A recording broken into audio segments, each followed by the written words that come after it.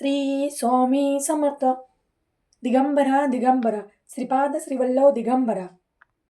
आपल्या मनातील समस्या निवारण करण्यासाठी, सांसारिक अडचणी दूर करण्यासाठी परमात्मा आणि संसार दोन्हीचं साध्य करून आपल्याला गुरुचरित्राचे हे 2 अध्याय नेहमी आपल्या घरात पठण केला गेला पाहिजे. गुरुचरित्र मोठा ग्रंथ ज्यांच्याकडून पठण होत नाही,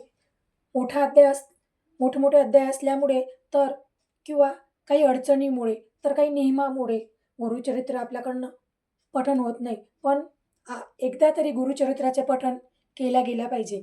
तर ज्यांच्याकडून होत नाही त्यांनी मात्र हे 2 अध्याय आपल्या घरात नेहमी करता पठण केलं गेलं पाहिजे.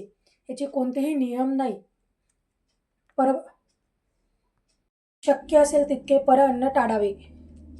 मांस, मच्छी किंवा आपलं अडचण असेल किंवा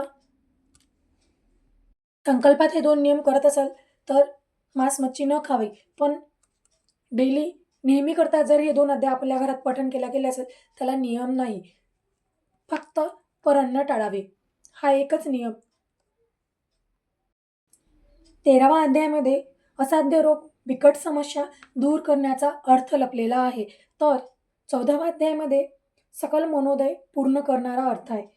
तर 18व्या अध्यायामध्ये सर्व वैभवांचा अमृत कुंभ देणारा हा 18वा अध्याय आहे. आपल्या घरात 14वा आणि 18वा अध्याय नेहमी करता 2 पठण कर.